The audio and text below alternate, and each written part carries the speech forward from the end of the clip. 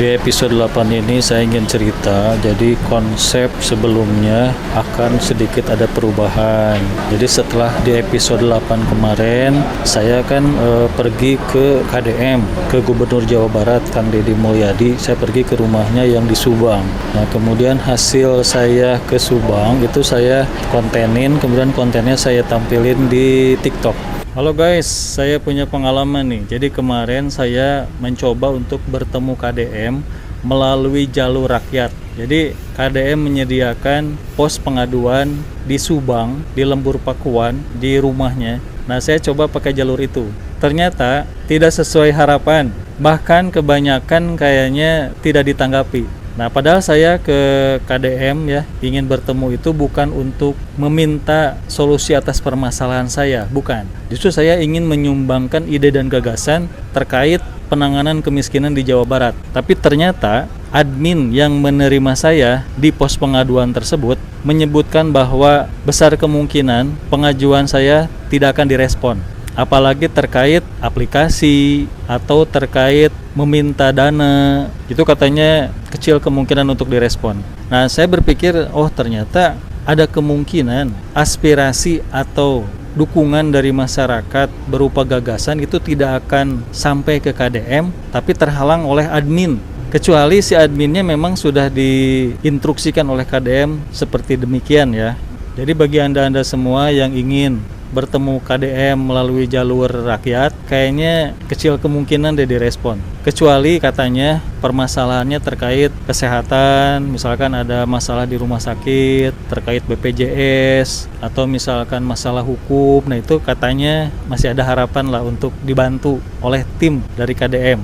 Nah, saya berpikir, oh ada cara lain untuk bisa bertemu KDM, yaitu menarik perhatian langsung KDM melalui medsos. Karena terbukti ada orang tuh yang ngoceh, ngamuk-ngamuk ke KDM, dia malah direspon. Nah, itulah memang sesuatu yang suka tidak suka kita harus menerima sebagai aturan ya. Itu pengalaman saya pribadi itu. Gimana menurut Anda semua?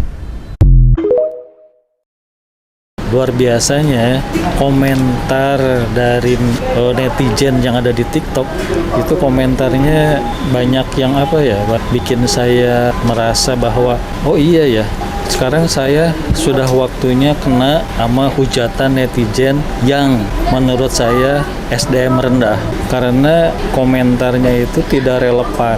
Jadi mereka mengomentari konten saya itu berdasarkan saenake udele dewe, seenak udelnya aja dia ngomen. Orang konteksnya kemana, dia ngomennya kemana gitu kan. Nah, kalau misalkan Anda pengen tahu, silahkan mampir ke TikTok saya ya, abahcaca_official.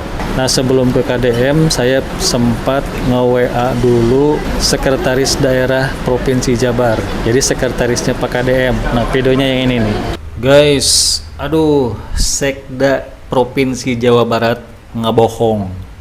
Jadi begini ceritanya. Waktu demo Agustus September 2025 kemarin, Gedung Sate kan di demo tuh. Nah, terus Pak Sekda kan datang tuh ke lokasi demo di depan Gedung Sate. Nah, ada momen dimana ketika beliau membagikan nomor WA. Nah, nomor WA-nya yang ini nih. Nah, kemudian saya coba tuh WA beliau. Assalamualaikum Pak Sekda, nepangkeun abdi Abah Caca, domisili di Bekasi. Abdi hoyong tepang sareng Pak Gubernur KDM, hoyong presentasi perkawis aplikasi kanggo percepatan penanganan kemiskinan. Oge di Lebetna aya penyerapan tenaga kerja minimal 2 orang per 1 kelurahan atau desa. Ditambih tiasa ngabantos omset UMKM khususna di bidang kuliner. Malihan mah tiasa nyerap devisa artos ti WNI nu aya di luar negeri. Insyaallah konsepna teu patos membebani APBD, malihan mah tiasa ngabantos meringankan APBD. Teu acan kalebet benefit sanesna, nyaeta ngabantos ngarapihkeun, ngaakuratkeun, ngalengkepan data penerima bantuan sehingga tidak ada lagi keluhan di lapangan mengenai salah sasaran atanapi tumpang tindih bantuan. Aplikasi ieu tos diuji coba di Kota Tasikmalaya di tahun 2018, mung teu didukung ku Pemkotna. Janten ku abdi disetop heula ku margi keterbatasan tenaga kerja sareng modal awal. Tapi sampai hari ini 13 Oktober itu WA tidak kunjung dibalas sama Pak Sekda. Wajar dong kalau saya bilang Sekda Provinsi Jabar nggak bohong. Jadi nge-share nomor WA yang tidak akan pernah merespon. Padahal kan isi WA itu positif karena saya ingin membantu KDM dalam hal menangani kemiskinan di Jawa Barat. Tapi saya nggak aneh, memang pejabat rata-rata seperti itu. Nah, dari dua video itu, jadi saya berpikir bahwa ternyata ketika saya sebagai masyarakat punya inisiatif ingin melawan korupsi, musuh saya yang pertama itu bukan koruptor, tapi masyarakat itu sendiri. Masyarakat yang tidak sepemikiran, ya kan? Masyarakat yang SDM-nya rendah, terus masyarakat yang mungkin dia pendukung koruptor atau mungkin bajer, ya kan? Nah, sehingga saya berpikir, berarti saya sekarang sudah sampai di titik di mana saya menyimpulkan bahwa korupsi di Indonesia wajar merajalela karena masyarakatnya membiarkan korupsi itu merajalela. Karena masyarakatnya tidak mau melawan koruptor. Karena masyarakatnya tidak peduli. Karena masyarakatnya menghindar cari aman. Saya sekarang mungkin lebih kepada gimana caranya menyadarkan masyarakat supaya masyarakat mau melawan korupsi. Jangan diam saja. Nah, seperti yang diucapkan oleh Pak Prabowo, saya bertekad untuk memberantas korupsi dari Indonesia. Masalahnya sudah sangat berat, tidak bisa dalam 1-2 hari.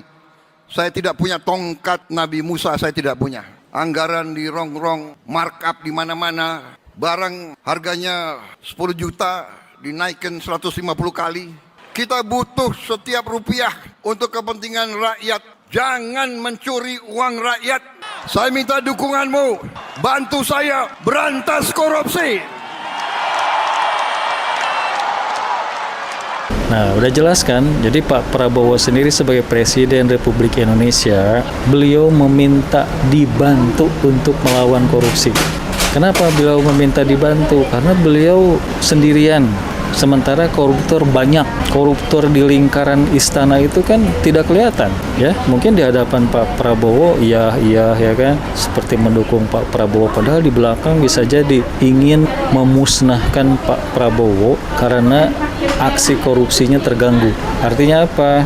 Kita tidak bisa mengandalkan presiden sendirian melawan korupsi. Kita masyarakat harus melawan. Karena kalau kita tidak membantu presiden yang ingin melawan korupsi, kemudian presiden tersebut lengser, maka para koruptor akan kembali berkuasa. Dan yang susah siapa? Ya kita, masyarakat. Jadi jangan Anda kira bahwa korupsi itu tidak berpengaruh kepada kehidupan pribadi. Salah itu. Contoh ya, kehidupan pribadi nih. Banyak perceraian. Nah, kalau menurut saya itu salah satu penyebabnya adalah ekonomi. Ekonomi di Indonesia kacau atau orang susah mendapatkan pekerjaan, susah mendapatkan uang, ya kan? Itu karena Indonesia dikorupsi. Itu karena ulah koruptor. Karena kalau misalkan Indonesia tidak dikorupsi, negara bisa memberi tunjangan kepada rakyatnya. Kan kata Pak Mahfud MD juga, per bulan 20 juta. Nah, makanya di episode berikutnya, saya akan menampilkan begini loh masyarakat Indonesia, wajar kalau korupsi di Indonesia merajalela. Nah, tujuannya apa? Supaya konsep saya itu bisa menyadarkan masyarakat. Ya kan? Oh iya ya, pantesan di Indonesia korupsi merajalela. Karena kita kalau bertanya kepada diri sendiri, apa yang sudah kita lakukan dalam rangka melawan korupsi, itu saya yakin rata-rata pasti menjawab nggak ada. Karena alasan takut kah? Karena alasan boro-boro melawan korupsi. Untuk urusan pribadi aja saya belum tercukupi, ya kan? Ada lagi saya bodo amat lah, mendingan urusan pribadi. Kan rata-rata begitu. Nah, kalaupun misalkan ada nih yang melawan korupsi, nah saya nanti pengen tahu. Yuk cerita yuk di konten saya bagaimana cara Anda melawan korupsi. Sesuai kapasitas Anda, sesuai kemampuan Anda. Sehingga nanti yang lain terinspirasi. Oh iya ya, ternyata melawan korupsi ada loh dengan cara begini. Bagi Anda yang ingin mendukung saya, silakan dukung saya dengan cara donasi. Link donasinya ada di deskripsi. Donasi Anda itu adalah bahan bakar untuk saya supaya saya terus berjuang melalui konten, ya kan, melalui aksi nyata, melalui bagaimana caranya saya membangun sistem transparansi untuk melawan korupsi dan sebagainya. Saya Bah Caca, sampai jumpa di video berikutnya.